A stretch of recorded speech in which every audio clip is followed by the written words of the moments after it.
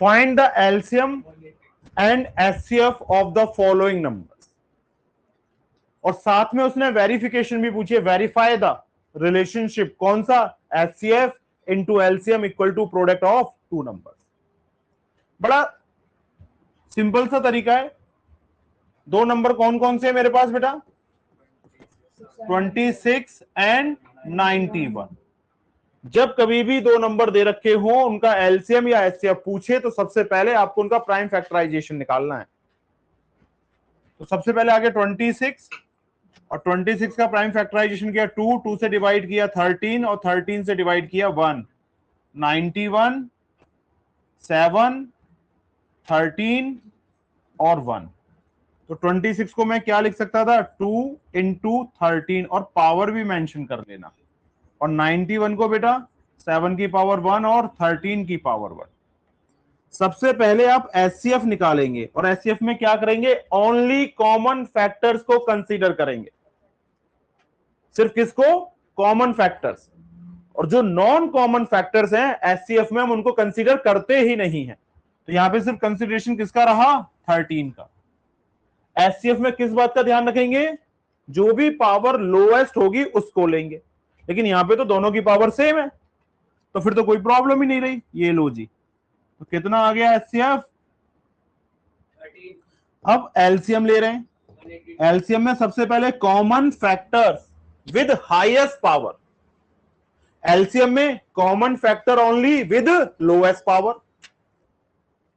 HCF में यही लेते हैं, और एलसीएम में क्या लेते हैं? Common factor with highest power, और देन नॉन कॉमन फैक्टर जो रह गए, जो दोनों के पास नहीं है। तो एक 2 की पावर 1 और एक 7 की पावर 1। पावर 1 होती है तो नंबर वही आता है ना। तो ये 26 इंटू 7, 182, ये मेरा एलसीएम आ गया। अब उसने बोला है वेरिफिकेशन।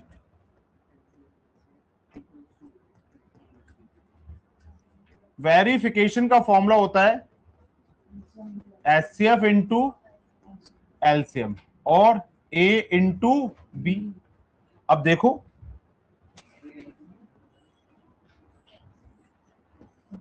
ए क्या था? 26, बी क्या था? 91, एचसीएफ 13 और एलसीएम 182। मैंने सारी चीजें मेंशन कर दी। अब एलएचएस, एलएचएस में क्या आ गया? HCF into LCM, 13 into 182, 26।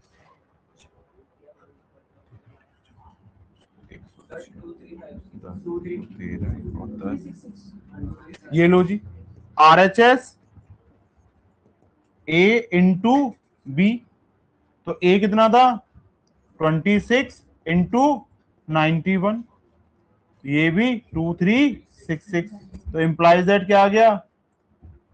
LHS equal to RHS. तो ये ध्यान रखना, ये जो रिलेशनशिप है ये वेरीफाइड है। अगर दो नंबर के प्रोडक्ट का रिजल्ट, दो नंबर का अगर मैं इंटू करूं, तो उनका जो रिजल्ट आएगा वो हमेशा किसके इक्वल होगा? उनके एचसीएफ और एलसीएम के प्रोडक्ट के बराबर होगा। अच्छा, एक चीज और पूछना चाह रहा हूं, इसी क्वेश्चन से और वेरीफाई हो जाएगा। इन चारों में से अगर कोई भी आपको तीन चीजें दे रखी थी, तो आप चौथी नहीं निकाल पाओगे। ए दे रखा है, बी दे रखा है, एलसीएम दे रखा है, तो एचसीएफ आ जाएगा। एचसीएफ दे रखा है, ए दे रखा है, बी दे रखा है, तो एलसीएम आ जाएगा। ये दोनों गिवन है, ए गिवन है तो बी आ जाएगा। तो एमसीक्यूज में जो बोर्ड में क्वेश्चन आता है वो इस तरीके से भी क्वेश्चन आ जाता है।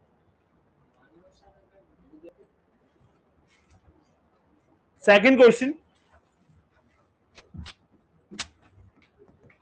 ए हो गया मेरा 510 एंड बी हो गया मेरा 92। तो इसके प्राइम फैक्टराइजेशन किए 510 के, तो पहले 2 से शुरू करें बेटा। 2 2 जा 4, 2 5 जा 2 5 जा, यही आएगा। फिर 5 से किया तो 5 5 जा 5 1 जा, फिर 3 से किया तो 17, और फिर 17 से किया तो 1। तो 510 को क्या लिखा जा सकता है? 2 इंटू 3 इंटू 5 इंटू 17, और सबकी पावर 1। अब मैंने क्या ले लिया अभी 92, और 92 का प्राइम फैक्टराइजेशन किया तो 46, 23 और 23 1 आ गया। तो मैं 92 को क्या लिख दूं बेटा, 2 की पावर 2 इंटू 23 की पावर 1। सबसे पहले हमको क्या निकालना है, एचसीएफ। तो एचसीएफ में हम क्या लिखते हैं, only common factor, only common with lowest power. तो एक फैक्टर में 2 की पावर 1 था और एक में 2 की पावर 2 था, तो दोनों में लोएस्ट कौन सा हुआ, 2 की पावर 1। और तो कुछ कॉमन नहीं ना, तो लो जी एचसीएफ कितना आ गया हमारा 2। अब हमने लेना है एलसीएम। तो एलसीएम क्या होता है, कॉमन विद हाईएस्ट पावर, और देन नॉन कॉमन। अब नॉन कॉमन में क्या आ गया, 3 की पावर 1, 5 की पावर 1, 17 की पावर 1 और 23 की पावर 1। ये 4 इंटू 3 इंटू 5 और ये 17 इंटू 23।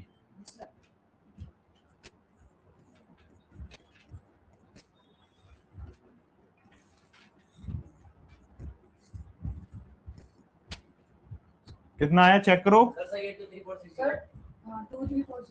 2 3 4 6 0। अब आपको क्या करना है बेटा, वेरिफिकेशन।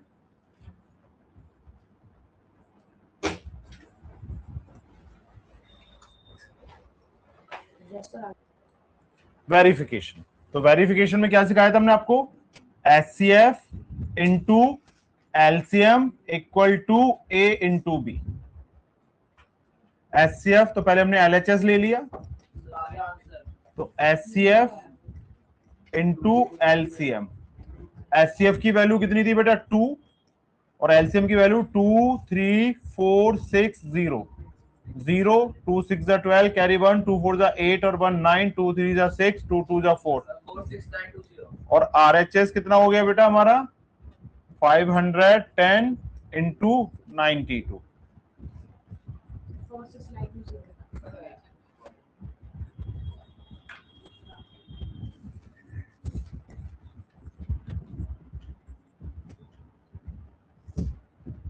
फिफ्टी वन है ना,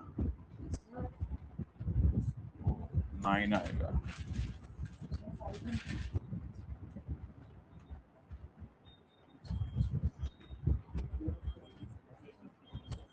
ये आ गया 46920।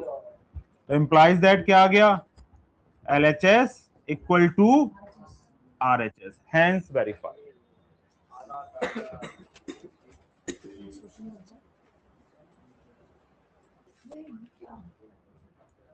ए हो गया मेरा 336 और बी हो गया 54। सबसे पहले प्राइम फैक्टराइजेशन 336 का 2 से डिवाइड किया तो 1 6 8, फिर 2 से डिवाइड किया तो 84, 2 से डिवाइड किया तो 42, 2 से डिवाइड किया 21 3 7 1, और दूसरे केस में 54, 2 से डिवाइड किया तो 27, 2 से डिवाइड 3 से 9, 3 से 3, 3 से 1, 336 इक्वल टू 2 की पावर 4, 3 की पावर 1, 7 की पावर 1, 54, 2 की पावर 1, 3 की पावर 3। बेटा प्राइम फैक्टराइजेशन करना, फिर जो भी प्राइम फैक्टर आए उनको नोटेशन, पावर नोटेशन फॉर्म में लिखना कि 2 कितनी बार आ रहा है, 3 कितनी बार आ रहा है, 7 कितनी बार आ रहा है। अब हम क्या निकाल रहे हैं, एचसीएफ। एचसीएफ में किसको कंसीडर करने के लिए बोला है मैंने, ओनली कॉमन फैक्टर्स। तो देखना यहाँ पे कॉमन फैक्टर कौन कौन से हैं, एक 2 और एक 3। और एचसीएफ में बड़ी वाली पावर लेते हैं छोटी वाली पावर, तो ये क्या हो गया 2 की पावर 1, 3 की पावर 1, तो ये कितना हो गया 2 इंटू 3 इक्वल टू 6। अब देखो बेटा एलसीएम, एलसीएम में क्या करते हैं, सबसे पहले common factors with highest power, बड़ी पावर। तो 2 की बड़ी पावर 4 है या 1 है, 4, तो 2 की पावर 4, 3 की पावर 3 और फिर नॉन कॉमन फैक्टर।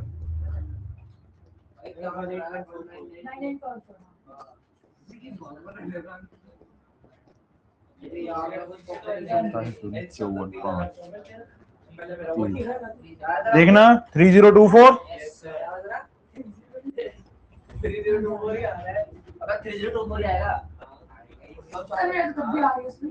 अब वेरिफिकेशन तो HCF into LCM A into B LHS HCF की वैल्यू 6 इंटू एलसीएम की वैल्यू 3024। ये क्या आ गया बेटा 6 4 जा 24 कैरी 2 6 2 जा 12 14 कैरी 1 और ये 18 और बेटा RHS तो ये ए हो गया 336 इंटू 54 इंटू करने के बाद 18144 तो implies that LHS equal to hence verified.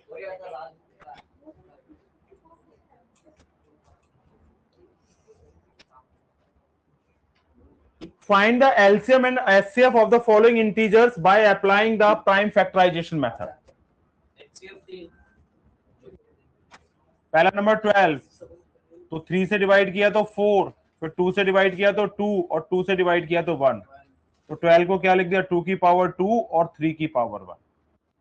फिर आ गया बेटा 15 तो 15 के केस में 3 5 और 1 तो 15 को हमने क्या लिख दिया 3 की पावर 1 और 5 की पावर 1। फिर आ गया 21 3 से डिवाइड किया 7 और ये 1 तो 21 को क्या लिख दिया हमने 3 की पावर 1 इंटू 7 की पावर 1। एचसीएफ निकालना है ना पहले तो एचसीएफ में क्या कंसीडर करेंगे आपको सिर्फ कॉमन फैक्टर्स को कंसीडर करना है और पावर लोएस्ट लेनी है। तो वैसे देख रहा हूं सबकी पावर सेम ही तो है तो कॉमन फैक्टर कौन सा है देखो मैंने मार्क कर लिया ये लो तो 3 की पावर 1 तो 3 आ गया। अब एलसीएम तो पहले common factor with highest power then non common factors तो 2 की पावर 2 5 की पावर 1 और 7 की पावर 1 3 इंटू 4 इंटू 5 इंटू 7 5 4 20 20 3 जा 60 इंटू 7 ये लो जी एलसीएम कितना आ गया 420। जब भी 3 नंबर वाले क्वेश्चंस होंगे उनमें वेरिफिकेशन नहीं होगी 3 नंबर वाले क्वेश्चनों में वेरिफिकेशन नहीं होती है वेरिफिकेशन सिर्फ 2 नंबर वाले क्वेश्चनों में होती है। 17 is a prime number. Second part 17 1 23 को 23 से डिवाइड करो ये सारे के सारे प्राइम नंबर हैं और ये 29 से 29 को डिवाइड किया तो 1 तो 17 को हमने क्या लिख दिया 17 23 को क्या लिख दिया 23 और 29 को क्या लिख दिया 29। ये इनके प्राइम फैक्टराइजेशन हो गए कुछ भी कॉमन नहीं है ना तो 1 तो सबके पास होता है ना किसी भी नंबर की मल्टीप्लाई अगर 1 से करूं तो रिजल्ट वही आएगा तो 1 सबके पास होता है तो एचसीएफ कितना आ गया 1 और एलसीएम बेटा 17 into 23 into 29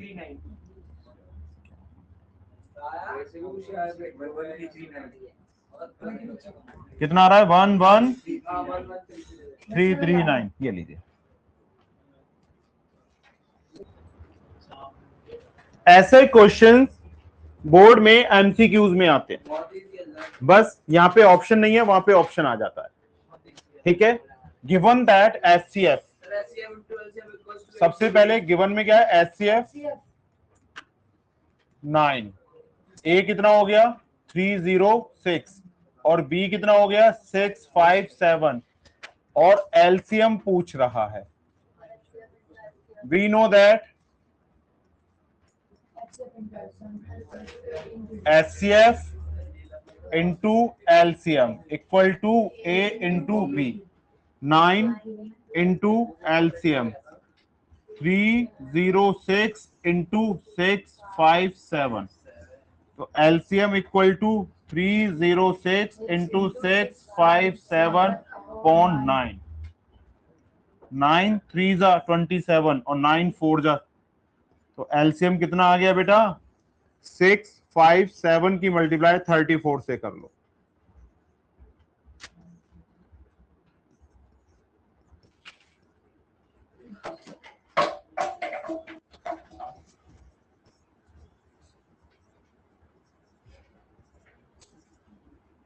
to two three three eight, ये लीजिए आंसर।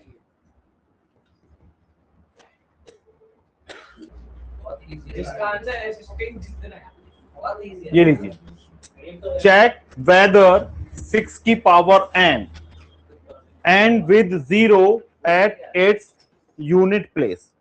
हालांकि मैंने यहाँ पे क्वेश्चन सॉल्यूशन फॉर्म में दिया, लेकिन फिर भी मैं आपको करा रहा हूं। क्वेश्चन दे रखा है 6 की पावर n, ये पूछ रहा है n की किसी भी वैल्यू के लिए, n की किसी भी वैल्यू के लिए यूनिट प्लेस पे 0 आ सकता है या नहीं आ सकता। तो जब कभी भी किसी भी नंबर की पावर n हो, तो आपको उस बेस जिसके ऊपर पावर n थी उसका प्राइम फैक्टराइजेशन करना है। तो यहां पे बेस क्या है बेटा 6, तो prime factors of 6 equal to 2 and 3। For a number to have 0 at its unit place, it should have 2 and 5 as its prime factors। किसी भी नंबर के प्राइम फैक्टर में अगर 2 और 5 आ रहा है, 2 और 5 आ रहा है, तो उस नंबर के यूनिट प्लेस पे 0 आ सकता है। But 6 does not has 5 as its prime factor, therefore there is no value of n for which 6 की power n has 0 at its unit place।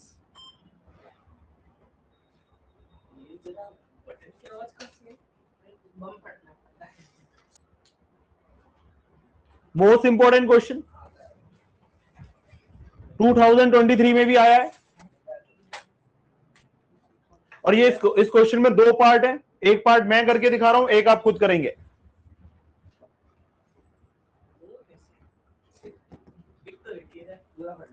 7 into 11 into 13 plus 13,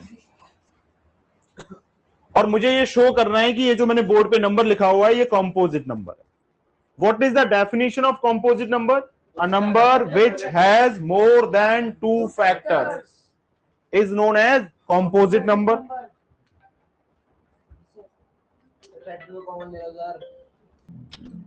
अब देखो बेटा, सबसे पहले देखो कॉमन क्या मिल रहा है, कॉमन ले लो।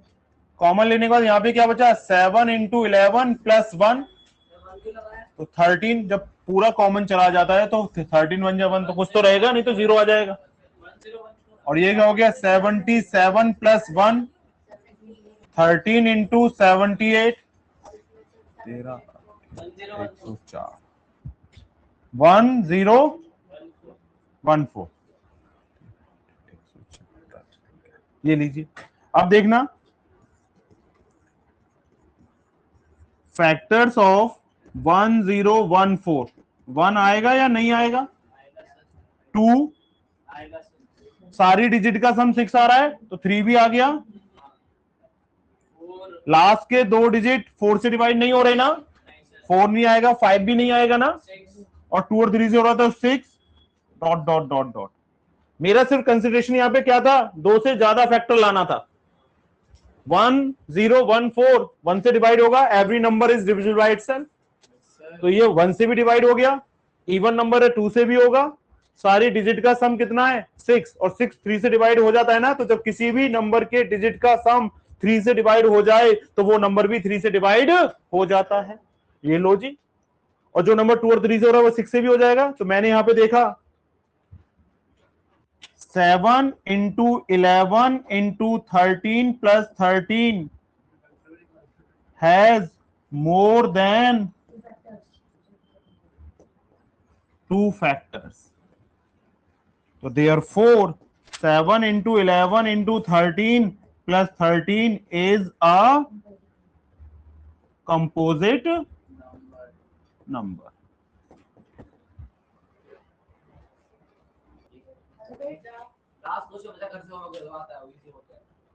There is a circular path around a sports field. Sonia takes 18 minutes. और Ravi takes 12 minutes.